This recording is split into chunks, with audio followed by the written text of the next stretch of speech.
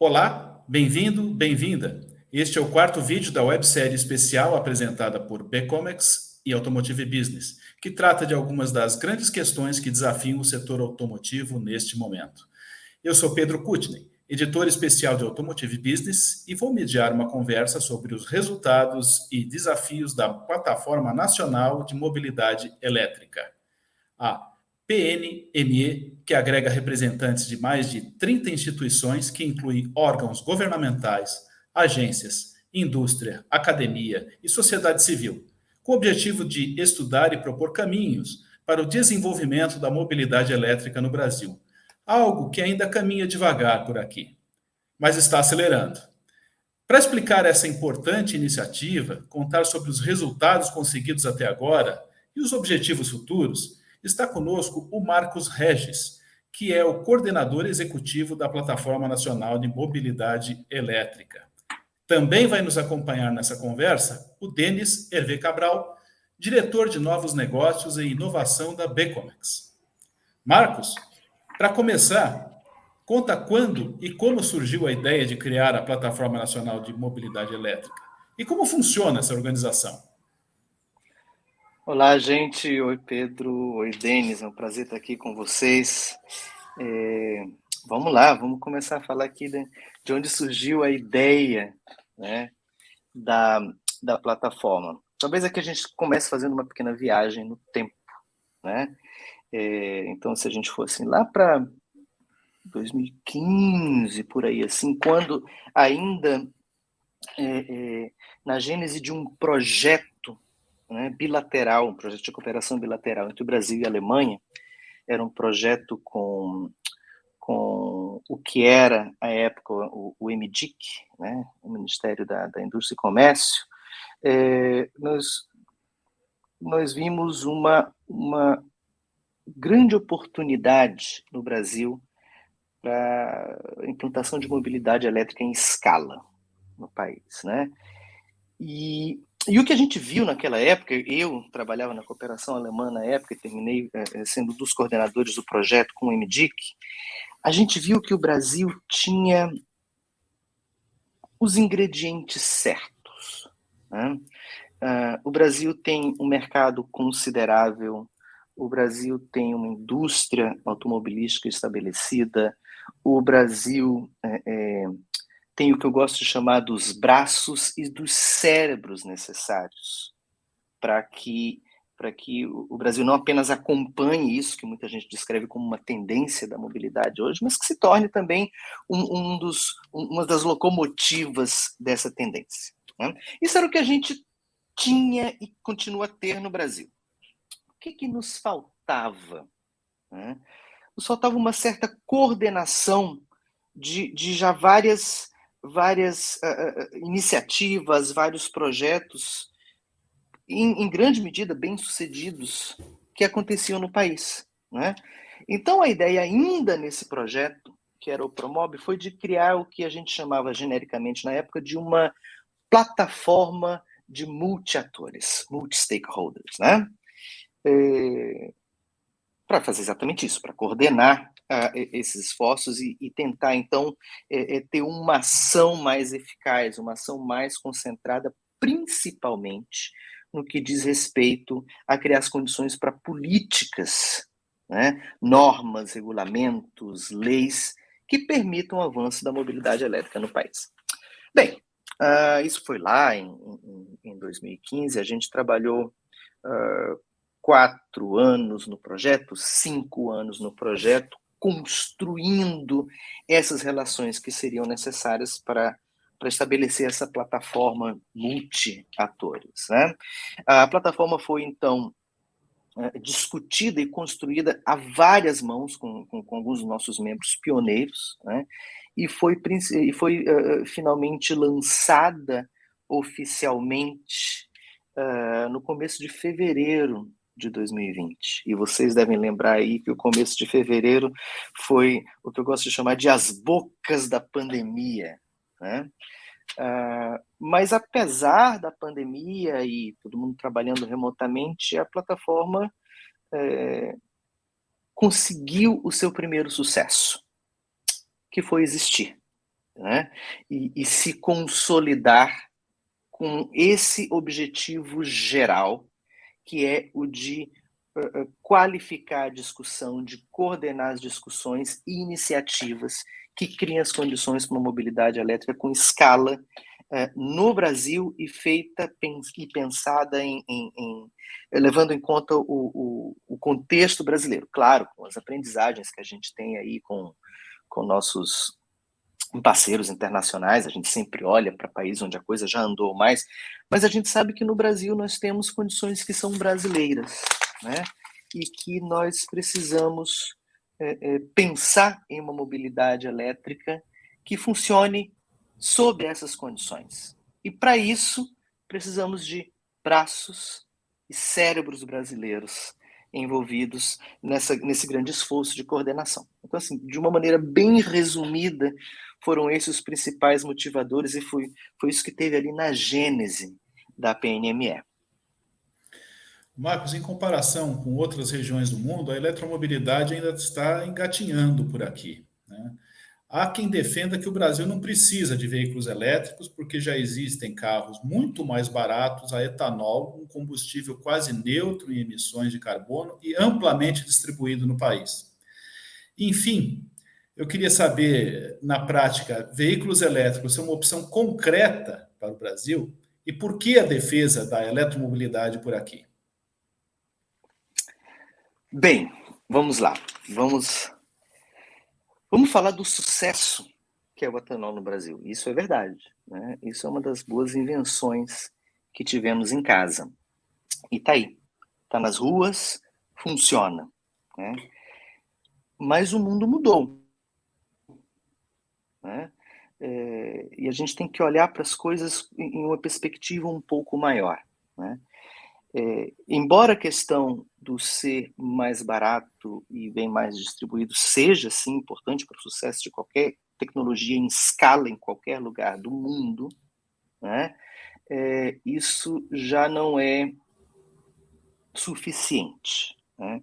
E aqui eu queria colocar a questão da mobilidade elétrica em um contexto de uma coisa maior, que é, primeiro, a emergência climática que nós temos no mundo inteiro, e no Brasil a gente já sofre na pele hoje as consequências das mudanças do clima. Estamos aí com a conta de luz que chega cada vez mais alta, né?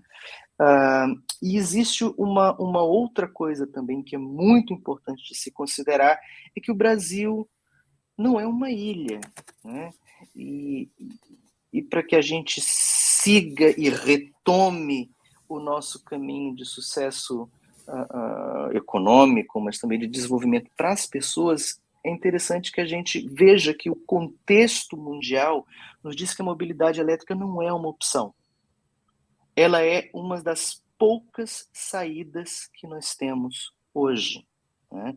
O modelo que nós temos de mobilidade, principalmente, mas não exclusivamente nas zonas urbanas do mundo todo hoje, que é um modelo baseado em combustível fóssil, não se sustenta mais. É simples assim. E quando a gente fala do biocombustível, quando a gente fala do etanol especificamente no Brasil, isso quer dizer que nós já temos no Brasil, sim, um passo importante nesse sentido, mas é um passo que ainda não chega, né? A mobilidade elétrica não vai acontecer no Brasil, não vai acontecer no instalar de dedos que todos os carros a gasolina, a diesel ou mesmo a etanol se transformem em carros elétricos. Isso nem seria prático, mesmo que fosse possível, né? Mas caminhar para a mobilidade elétrica, né, como uma, digamos assim, uma fatia importante da pizza da nossa mobilidade, é uma coisa que eu ia dizer que era uma coisa que nós temos que fazer, mas na verdade não é isso. É uma coisa que, se nós não fizermos por organização, por iniciativa própria no Brasil, vai ter quem faça, né? E aí é uma escolha que nós fazemos como país, né? Nós vamos nos inserir pensando em soluções para o nosso contexto, pensando em soluções feitas com nossos braços e nossos cérebros, ou nós vamos nos deixar puxar? Então, isso é para dizer que a questão da mobilidade elétrica ela não é uma opção, é um caminho para onde nós temos que ir. A gente já nem discute isso. Né? O que se discute é qual a melhor maneira de se ir por aí. Então, essa é uma coisa. E uma outra coisa é que, claro, que há toda uma variedade de opiniões, né? Mas o etanol não está em uma contraposição direta com a mobilidade elétrica. O que nós precisamos no Brasil é de uma solução coordenada para a mobilidade no país inteiro, mas principalmente nas nossas cidades, né? Da qual a mobilidade elétrica tem que fazer parte. Né? Então a gente entra aí e a gente abre o nosso leque. Eu lembrei agora de um professor que eu tive na universidade que dizia assim, olha, quem só tem um caminho não tem uma estratégia. Para você ter uma estratégia, você precisa ter caminhos. Né? Então é isso, a mobilidade elétrica é um caminho o qual nós temos que trilhar. E o que nos resta pensar no Brasil é qual é a melhor inserção da mobilidade elétrica dentro da nossa realidade, que inclui, sim, uma matriz que conta com um etanol já de forma estabelecida. Né? Até que ponto isso é sustentável, como que isso é feito, isso são tópicos que são objetos de discussão na plataforma. Bom, como você disse, né, é uma direção com alguns caminhos a se tomar, né? Precisamos escolher alguns, ou um, ou dois, né? Porque quem tem um, como você disse, não tem nenhum, né? E, Marcos, como é que é a conexão entre a Plataforma Nacional de Mobilidade Elétrica e a cadeia produtiva do setor automotivo aqui no Brasil? Existem colaborações nesse horizonte? As montadoras, seus fornecedores, elas estão se preparando para produzir o necessário, a infraestrutura, os componentes necessários para veículos elétricos aqui? Existe esse diálogo? Sim, sim, existe. A gente volta lá para o começo da pergunta, né? Toda a ideia da plataforma era... Para que nasceu a plataforma? Para coordenar esforços, né? E nenhum esforço nesse sentido no Brasil pode prescindir do setor produtivo. Né? Então, ali na plataforma, a gente tem no nosso nível mais estratégico, nosso painel estratégico, que é quem dá direcionamento aos temas dentro da mobilidade elétrica, nós temos representados ali o governo federal, mas também temos representações no nível subnacional, nós temos a academia, nós temos, a sociedade civil e nós temos a indústria. Então, só para mencionar duas instituições importantes que estão ali representadas na plataforma e que fazem ligação direta com a tua pergunta, nós temos ali um assento que é ocupado pela Anfávia e temos um assento que é ocupado pelo Sindipeças. Então, sim, estão ali conosco e fazem parte dessa nossa discussão. Né? E na percepção da plataforma, pelo menos o que se percebe nas discussões que acontecem na plataforma? A indústria está se mexendo, né, em direção à eletrificação de transportes? Sim, sim. E posso até te dizer que nos últimos... Vamos fazer um retrato desses últimos 5 anos em que eu trabalhei com o projeto e agora na coordenação da plataforma, tem sido um despertar bem rápido. Né? Nós temos todos os sinais de que a indústria também no Brasil está plenamente ciente e já percebeu que esse é um caminho que tem que ser trilhado. Essa é uma direção para a qual você tem que ir. Né? Então, isso já é pouco objeto de discussão. A maior parte da discussão agora está nessa direção, quais são os melhores caminhos, né?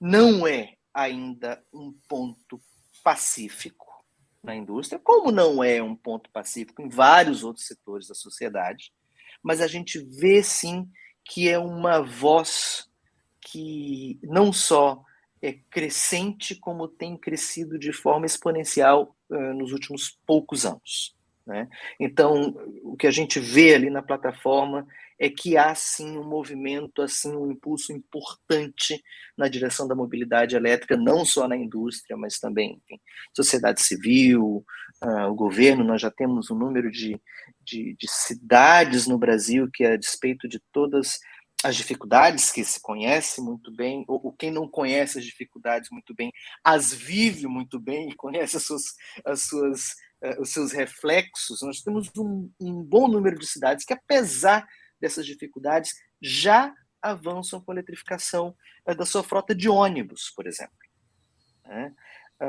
Temos um exemplo bem concreto de São José dos Campos, né? E eu menciono esse exemplo porque, representando o Fórum Municipal de Secretários de Mobilidade, né? Está ali o secretário de Mobilidade de São José dos Campos, representado no nosso painel estratégico. Então, as coisas estão andando, as coisas estão andando. E quando a gente fala assim, o Brasil está atrás com relação a alguns países. Bom, isso é verdade. Claro que é. Inclusive com relação a alguns países, não só falando assim, porque a Alemanha, né? Ou a China, que é a grande vitrine da mobilidade elétrica no mundo, mas a gente está alguns passos atrás, sim, de vizinhos nossos que têm condições gerais socioeconômicas muito parecidas, né? A Colômbia já anda alguns passos à nossa frente, o Chile já anda alguns passos à nossa frente, em alguns aspectos o México também, né? E eu acho que nós estamos atrás porque nós demoramos um pouco a acordar para isso. Acordar para isso e acordar com isso, né? Que é onde a plataforma entra. Mas se nós temos a capacidade de recuperar o tempo perdido, a ver pelo engajamento, pela discussão e pelo interesse dos membros que nós temos na plataforma, não tenho nenhuma dúvida. Fácil não é, mas a gente consegue. Eu gostaria de lembrar que nós temos algumas iniciativas importantes a citar, né? Desde este ano, a Volkswagen Caminhões e Ônibus começou a produzir o primeiro caminhão elétrico aqui no Brasil, né? A Moura, Baterias Moura, faz já o empacotamento dos conjuntos de sistemas de baterias aqui no Brasil, em Pernambuco, né? A BYD tem uma fábrica desde 2015 de chassis de ônibus elétricos. No ano passado, abriu uma fábrica de montagem de baterias para carros elétricos em Manaus. Pretende, a partir do ano que vem, produzir as baterias mais modernas do tipo Blade, aqui no Brasil. Uhum. Quer dizer, a Mercedes-Benz vai começar no ano que vem também a produzir um chassi de ônibus elétrico aqui no Brasil. Ou seja, algumas... e temos um sem número já de veículos importados que chegam por aqui. Ou seja, iniciativas, elas existem e estão se acelerando. A gente vê que está se acelerando, né? Mas eu gostaria, Marco, que você, na prática, indicasse assim, o que a Plataforma Nacional de Mobilidade Elétrica conseguiu fazer até agora. Você já falou de algumas coisas. Se você puder ser assim um pouco mais, listar um pouco mais as coisas assim, quais são os próximos passos, né? O que já foi feito e quais são os próximos passos, objetivos e como eles poderão ser alcançados. Bem, vamos lá. Vou fazer aqui uma lista. Nós temos aí mais de um ano e meio, né? Em fevereiro agora de 2021, fazemos 2 anos, aniversário de 2 anos da plataforma. O primeiro esforço, né, na plataforma foi garantir uma boa governança entre esses setores que eu falei que estão ali representados, né? A indústria, a sociedade civil, a academia e o governo, né? Eu costumo dizer, eu sei que eu sou suspeito de dizer, mas que o grande sucesso, o grande logro da plataforma nesse primeiro ano de existência dela foi ela própria existir. Mas isso não é o suficiente, né? Nos faltava uma visão geral, né? Primeiro, de qual era o estado da mobilidade elétrica no Brasil, né? Que incluísse, por exemplo, algumas dessas iniciativas que você mencionou, Pedro, e depois, sabendo qual é o estado das coisas, onde elas estão, para onde elas podem ir, né? Então, aqui entram duas das grandes entregas da plataforma nesse primeiro ano e meio de vida. Primeiro foi o primeiro anuário brasileiro da mobilidade elétrica, que é um retrato do estado da arte da mobilidade elétrica no Brasil, com uma olhadela para o futuro. Cenários, o que a gente pode esperar no futuro? Né? Então, essa foi uma entrega que fez, inclusive, bastante barulho, houve uma recepção muito boa do anuário, dizendo assim, olha, é a primeira vez que a gente tem essa visão panorâmica da mobilidade elétrica no Brasil, e já agora, no ano de 2022, vai sair já a atualização, que vai ser o segundo anuário. Né? Então, essa é uma coisa. E a segunda coisa que tem a ver com para onde a gente vai. Né? A plataforma passou meses no seu painel estratégico discutindo uma estratégia nacional para a mobilidade elétrica. E aí foram eleitos, isso foi baseado em estudos que já haviam sido feitos, né? Daí se partiu e foram eleitos alguns eixos temáticos. Né? Quais são os principais eixos em que as ações para a mobilidade elétrica no Brasil devem se concentrar? E daí saíram 7 eixos, né? Vamos ver se eu lembro de todos aqui. A gente fala de transporte público e carga, de levíssimos, de componentes e montagem, de infraestrutura, de governança, falamos de formação profissional e falamos de... Tem um aqui que eu estou esquecendo... Bom, depois eu lembro. Mas são 7 eixos, né? E desses eixos foram derivados fatores de sucesso. Desses fatores de sucesso foram derivadas ações estruturantes, e daí o mapeamento de ações e de iniciativas como essas que você notou, que já acontecem no Brasil, que estão alinhadas com esses eixos, para que a plataforma possa ver, então, onde ela pode se inserir. Não exatamente realizando ações, porque nós somos uma plataforma de governança, né? Mas apoiando a criação de condições para que essas ações podem acontecer. Acabei de lembrar do 7º eixo, porque talvez seja o mais importante, que é o de políticas públicas. Né? Então, vamos lá. A gente tem essas duas grandes entregas. O anuário, e a gente tem a plataforma, a Estratégia Nacional de Mobilidade Elétrica. Mas existem outras que talvez não sejam tão grandes no sentido do escopo, mas que são igualmente grandes no sentido da importância. Né? A gente sabe que essa estratégia macro ela precisa estar calcada em entregas concretas. Senão, eu sempre digo, a gente vira um clube de chá, né? E fica falando de boas ideias sem fazer nada. Então, além do painel estratégico, né, a plataforma inclui uma série de grupos de trabalho. Né? E esses grupos de trabalho nós temos agora um grupo de trabalho que fala de infraestrutura e interoperabilidade, que entrega agora, no final do ano, um roadmap, né? O caminho das pedras, um roteiro para o desenvolvimento em escala de infraestrutura e conectividade no Brasil. E aí a gente cobre uma série de assuntos que vão desde assuntos que têm a ver com tecnologia, até assuntos que têm a ver com questões tarifárias na energia e tributárias. Né?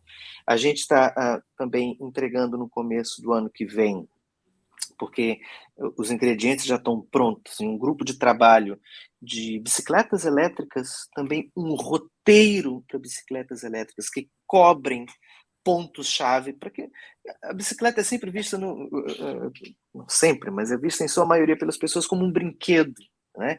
Mas e se a gente colocar a bicicleta como um modal importante para a mobilidade? E aí a bicicleta elétrica, né? Porque ajuda a subir a ladeira. Eu não sou nenhum esportista, uso bicicleta elétrica por conta disso, né? Então esse é um outro roteiro. Temos um grupo de trabalho que nos é muito caro também, que é o grupo de trabalho de eletrificação de transporte público, né? Um estudo muito importante em que são desenhados cenários. E a gente está falando de números, a gente está falando de coisa palpável, coisa séria, cenários para eletrificação de transporte públicos em cidades do Brasil, né? Então a gente teve também como entregas uma série de seminários, nós temos uma comissão de ciência e tecnologia, uma série de seminários realizados com a Fundep, né, Fundação de Apoio à Pesquisa, que é nossa parceira, co-secretária na Comissão de Ciência e Tecnologia, seminários que fortalecem esse discurso, esse diálogo entre o setor produtivo e a academia em temas que já foram elencados como temas-chave para pesquisa e desenvolvimento no país, né? Então, aí a gente tem 1 ano e meio algumas das entregas da plataforma, né? A mensagem talvez é assim, olha, muito bem, a gente quer discutir, né? Nós estamos juntando as pessoas à mesma mesa para discutir, levantar temas, mas mais do que isso, nós queremos fazer entregas concretas, né? E em última instância, né, só para fechar essa parte, o que a plataforma quer como entrega principal são políticas públicas para a mobilidade elétrica no Brasil. É para isso que a gente mira. Não vou te dizer que é uma coisa que a gente já entregou, porque isso é um processo de construção muito, muito longo, muito largo, mas para quem olhar para a mobilidade elétrica e como ela evoluiu em qualquer país do mundo, quaisquer que sejam as condições do país, vão ver que ela precisa de políticas públicas claras e que deem condição para que o mercado venha e ocupe o seu lugar, né? Então, a gente mira muito, talvez essa seja, de todos esses produtos, essas entregas da plataforma que eu mencionei para você agora, miram, no final das contas, para isso.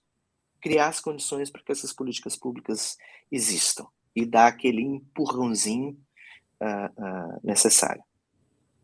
Não sei se foi específico o suficiente, mas... Não, tem a ver também, né? Você terminou bem com... Nós precisamos de uma legislação e precisamos de incentivos, né? Basicamente, juntando essas duas coisas para criar políticas públicas, né? E talvez isso, a plataforma possa colaborar muito bem com a oferta dessas iniciativas, né? Com exemplos, com propostas, né? E isso pode funcionar bastante bem. E casa muito bem com a pergunta que eu quero fazer ao Denis agora, né? Como representante de uma empresa, né, cujo um dos produtos dele é o planejamento tributário, né? Que tipo de incentivos existem para veículos híbridos elétricos no Brasil atualmente, né? E você avalia que eles estão sendo bem utilizados pelas empresas que estão explorando a eletromobilidade no país? Olá, bom dia, boa tarde, né? Prazer estar aqui com vocês, Marcos. Espero que tenha sido boa lá a ida na COP26. Não sei se você vai poder depois comentar com a gente, mas vamos lá. Bom, a área tributária é uma área indigesta no Brasil, né? Falar de tributário para o Brasil em particular é bastante complicado. O Brasil está muito mal colocado, né, no mundo, aí, se a gente for fazer dar uma visão geral, né? Pelo indicador, o ranking do InBusiness do Banco Mundial, o Brasil está, em alguns quesitos, em último lugar, pagamento de tributos, tempo que se paga para pagar, que passa, né, para pagar tributos, e outros em relação aos tributos que são cobrados para as empresas também. A gente está na posição 176 de 190 países avaliados. Bom, mas nem tudo é ruim, né? No Brasil, a gente tem uma carga tributária muito complicada, mas também tem, por outro lado, uma tecnologia que foi desenvolvida nesses últimos 15 anos, né? Uma informatização dos processos, o SPED, né? Que é o Sistema Processo para Escrituração Digital, né? Que praticamente só tem, acho que no Brasil. Quer dizer, ao mesmo tempo que a gente tem uma carga complicada, a gente tem um sistema informatizado também bastante desenvolvido, né? Mas no setor específico, se a gente falar agora nesse nicho que seria a tendência, né, a mobilidade elétrica dos próximos 15, 20, 30 anos, o Brasil ainda não tem, né, nem um regime, nem uma política específica que pense na cadeia como um todo, né? A gente costuma muito falar em mobilidade e pensar na montadora ou nas autopeças, mas, no fundo, a mobilidade elétrica ela vai muito além disso, né? Se a gente tiver que considerar que a gente vai ter que ter uma infraestrutura que dê suporte para que essa mobilidade aconteça, né? Então, se a gente fala em regime ou política tributária, deveria estar contemplando todos, né, esses atores que vão estar em volta desse tema. O Brasil que tem, na verdade, são iniciativas isoladas, né, tanto a nível federal, estadual e municipal, tá, de tributos. A gente vê, por exemplo, só para dar alguns exemplos, né, mas no federal a gente tem uma lei que, se não me engano, é 97, né, a resolução CAMEX 97 de 2015, que foi muito importante, que ela, através dela, houve a eliminação, né, a supressão do imposto de importação para os veículos elétricos, puramente elétricos. Ela também trouxe uma redução bastante significativa do imposto de importação para os híbridos. Então, já foi um primeiro passo, acho que bastante importante. Depois veio o Rota 2030. O Rota 2030 eu diria, um programa talvez mais importante para o setor automotivo, porque ele dá uma visão de tempo, né, de projeção, é uma política a longo prazo. Tem 3 eixos, né, ele tem uma redução do IPI, né, para aquele fabricante, né, que conseguir reduzir as suas emissões, né, então avalia a eficiência energética, pode dar até 2%, 3% de IPI, dependendo do tipo de motorização. Tem também uma redução na questão do imposto de renda, né, para as empresas que tiverem investido em pesquisa e desenvolvimento, né, pode chegar até 12% de abatimento, né, e tem são 3 pilares, né, o terceiro pilar é o regime de não produzidos, onde tem, que é, na verdade, uma continuação do que a gente já tinha, né, do benefício do ex-tarifário, que reduz a 2% o imposto de importação para aquelas peças que não têm equivalente, né. O programa Rota 2030 não foi criado especificamente para a mobilidade elétrica, mas ele contempla dentro deles alguns pontos específicos, né. Então, a nível estadual, a gente tem a isenção aí, cada estado varia, né, mas a gente tem isenção do IPVA, tá? Então, isso também é uma importante ação que o governo pode estar fazendo. E a nível municipal, aí são ações também, cada cidade tem a sua, né? São Paulo acabou de ser aprovado, inclusive, né, a possibilidade de você usar os créditos de IPVA para abater da taxa do IPTU, acho que é uma iniciativa boa. Mas como o Marcos falou, já tem São José dos Campos tem iniciativas, você tem Salvador também com BRT, no Rio de Janeiro com a coleta de lixo, cada um deles com um incentivo diferente, né? Alguns temas tributários ainda estão em discussão, né, já estão, como eu disse, são ações isoladas, né? A gente tem a nível federal uma legislação, acho que é 5.300, alguma 308, né, que está em tramitação, que ela vai um pouco além, né, do imposto de importação, ela busca também, né, isentado do IPI e PIS/COFINS também, mas ainda está em discussão. Então, como eu falei lá no início, o que acontece? O Brasil hoje está vivendo a situação onde existem essas iniciativas isoladas de benefícios, incentivos tributários, mas ainda não tem uma política consolidada, né, como país, né, como um todo, pensando nas 3 esferas. Por isso que eu acho que a PNME tem uma contribuição extraordinária nesse sentido, né?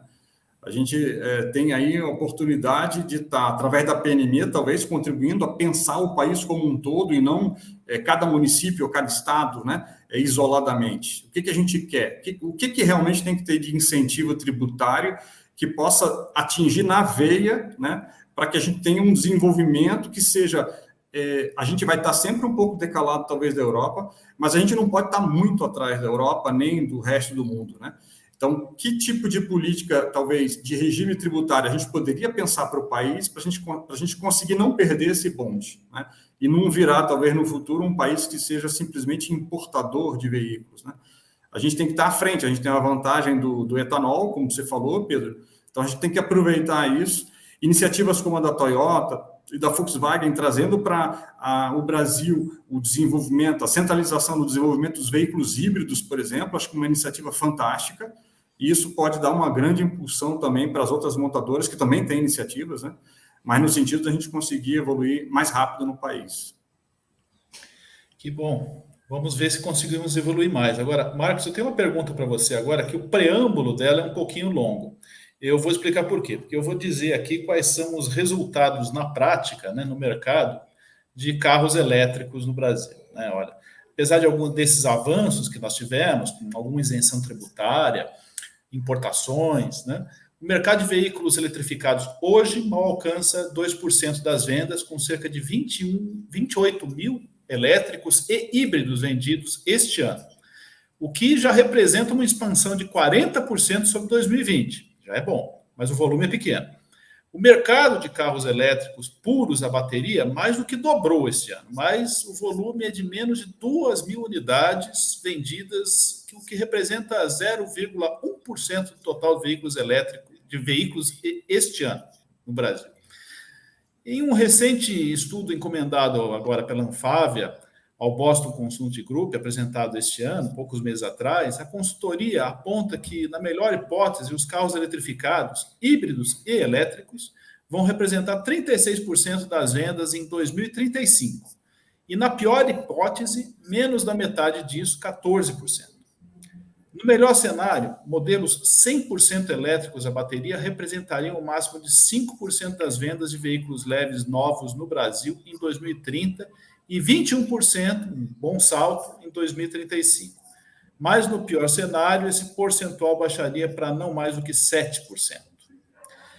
Como são considerados esses cenários na PMNE? Na PNME? Marcos, assim, vocês têm números parecidos? Como são considerados esses cenários aí?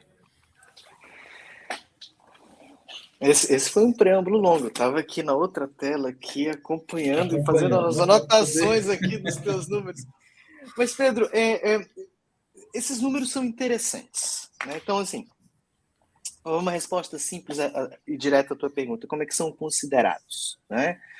Os números não são exatamente esses, mas os números do Boston Consulting Group, eles são consistentes com os outros números que a gente vê nas discussões ali da plataforma, são consistentes com o que a gente viu ali no anuário, né? Então, os números são esses, né?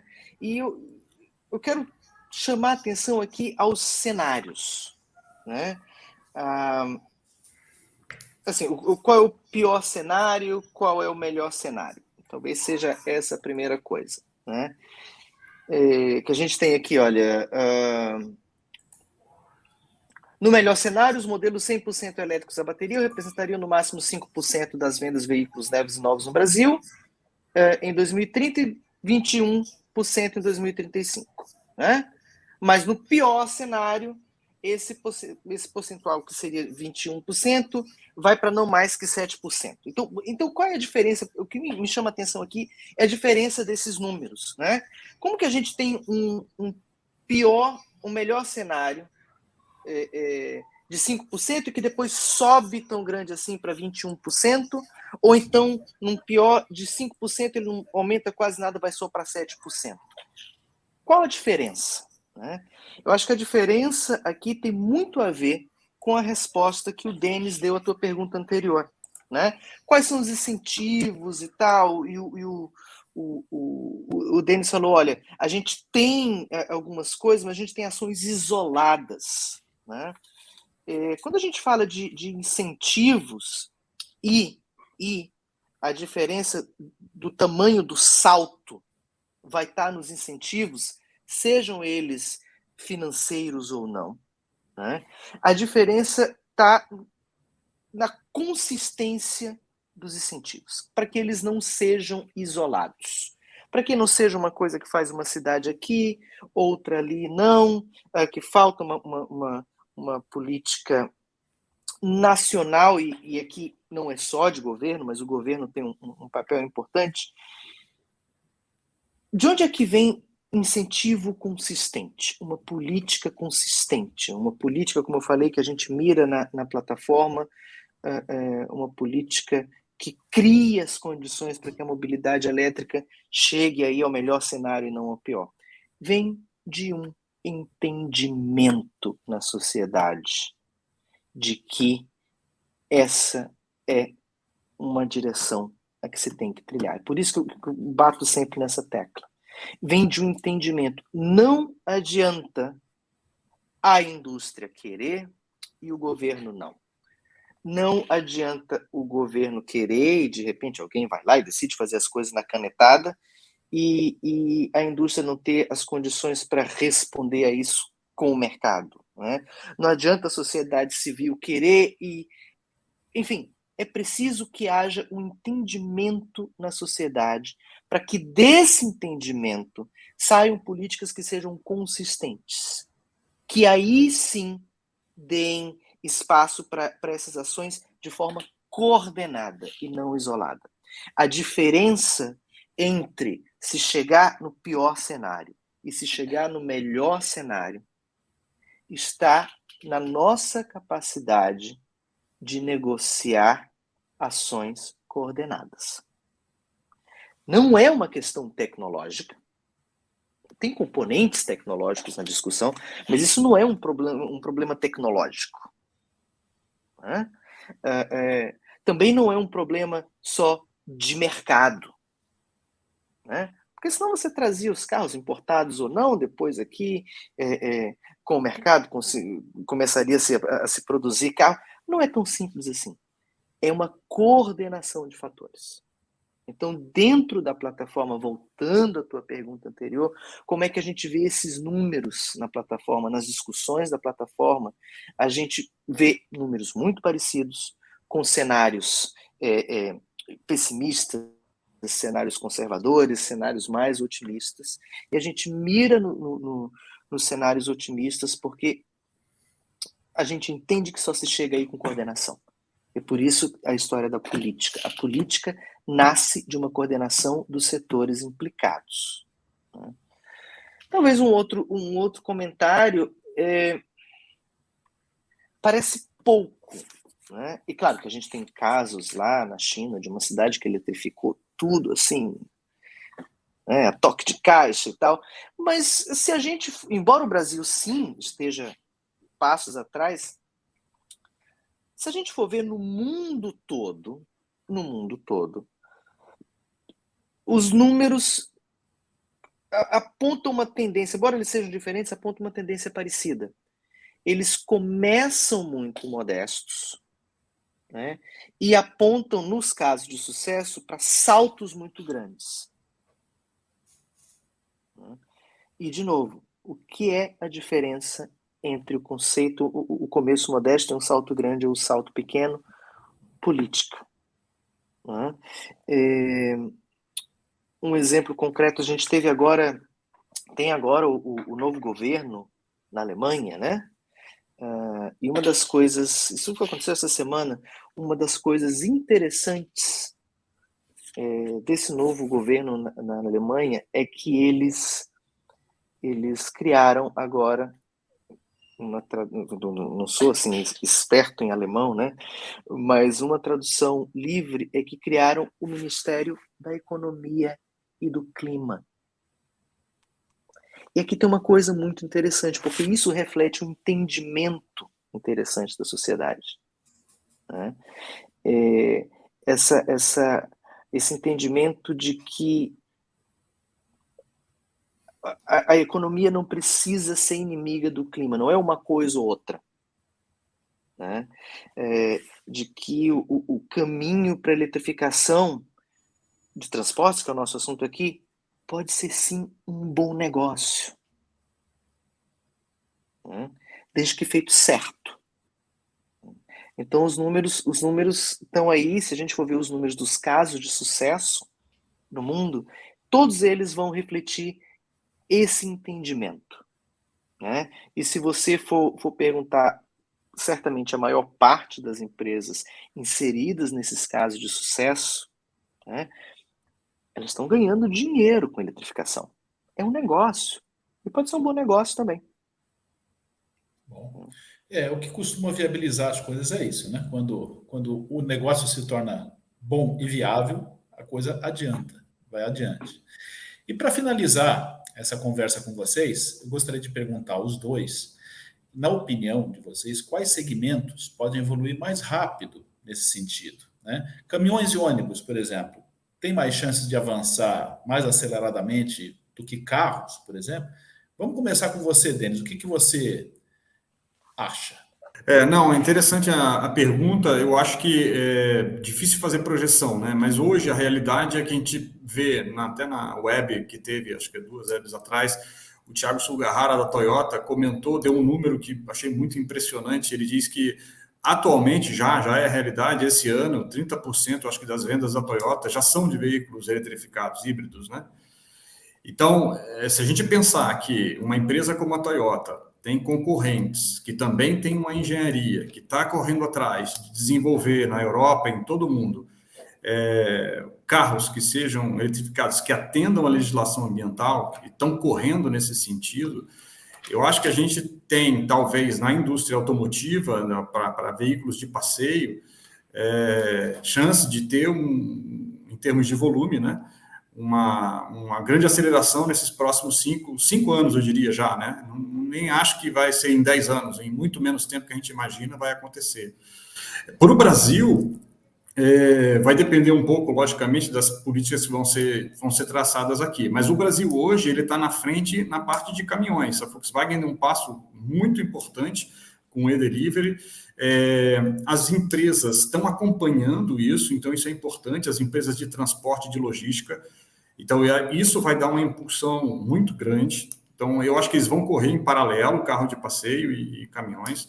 Mas, assim, para não ser, né, também não esquecer, né, um setor que é muito importante, mundialmente, por exemplo, o de motos de 2 rodas. Se a gente fala que hoje tem 10, 12 milhões de carros de passeio circulando no mundo eletrificados, e motos são mais de 260 milhões, né? Então, 44% do market share, esse é um dado acho que é da Bloomberg, né? Que hoje 44% das motos já são eletrificadas, né? Então, eu acho que essa onda vai chegar no Brasil forte também, mas talvez um pouco defasada. Mas quando chegar, acho que vai ser rápido, porque a moto é um meio de transporte bem mais barato e muito, né, no Brasil, muito utilizado. Então, acho que vai ter uma combinação dos três, vão correr em paralelo, mas os automóveis acho que vêm um pouquinho na frente, eu acho. Muito bom. E você, Marcos, para encerrar, o que você avalia? O que vai andar mais rápido? O que pode evoluir de forma mais sustentável?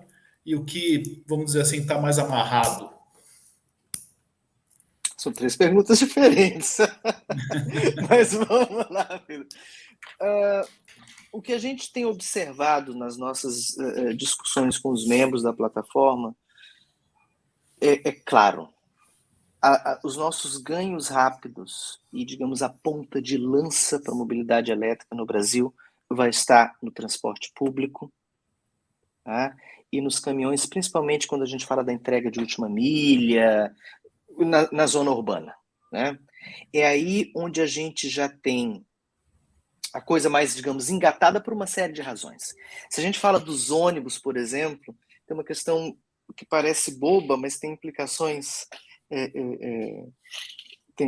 sérias, é que os ônibus eles fazem uma rota predeterminada, em horários predeterminados, e como a gente está construindo a infraestrutura de recarga junto, né? Estamos aprendendo a andar de bicicleta ao mesmo tempo que a gente toca o apito, né? O caminho dos ônibus é um caminho que já está bem aí, como a gente já falou antes, já está acontecendo, né? Isso tem a ver também porque, como a gente sabe que os primeiros passos dependem muito de uma ação do poder público, né? A gente está falando de um setor que já é tradicionalmente incentivado, de uma maneira ou de outra, pelo poder público nas cidades, né?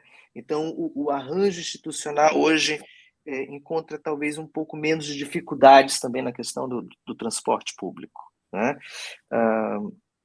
A questão das entregas de última milha tem a ver muito com isso também, com frotas, né? É uma frota e a frota já tem ali a sua gestão em que você consegue mais ou menos planejar a que horas e por onde você vai fazer sua entrega. Então a gente começa por aí, sim, né? E como sempre são esses os primeiros passos, né? Que são os mais difíceis, né? Nós acreditamos que sim, vai acontecer essa, eu não sei se foi essa palavra que você usou, Denis, essa tendência, né? Essa onda dos veículos, ela vai vindo, né? Mas ela tem uma dinâmica um pouco diferente. A verdade é que se você quiser comprar um carro puro elétrico hoje no Brasil, ou mesmo um híbrido, né? A gente sabe que isso é uma coisa para poucos. Mas a gente não pode esquecer também que, na verdade, um carro mesmo a gasolina no Brasil hoje também é para poucos, né? Então é uma questão que vai para além da mobilidade elétrica, né? Tem a ver com a oportunidade das pessoas de se integrarem a alguma forma de mobilidade. Mas os carros vão vir, e eu acho muito interessante também, Denis, que você falou das motos, e aqui eu vou acoplar as motos também, bicicletas e outros tipos de veículos levíssimos, né? Embora a moto esteja aí no meio do caminho. Para dizer, olhando um pouco para frente, né? E se a gente quiser de fato ter uma mobilidade elétrica no Brasil que seja sustentável? E quando eu falo sustentável aqui, é sustentável sim ambientalmente, mas também economicamente, socialmente, que a coisa engate, engrene de verdade, né? A gente precisa olhar para todas essas formas, todos esses modais, de maneira integrada. Tá? Se você começar a pensar que assim, olha, quer saber o seguinte, olha, eu vou escolher aqui, desse bolo, eu só quero a fatia do transporte público. Eu só vou botar ônibus elétrico aqui e o resto não me interessa. Não vai funcionar.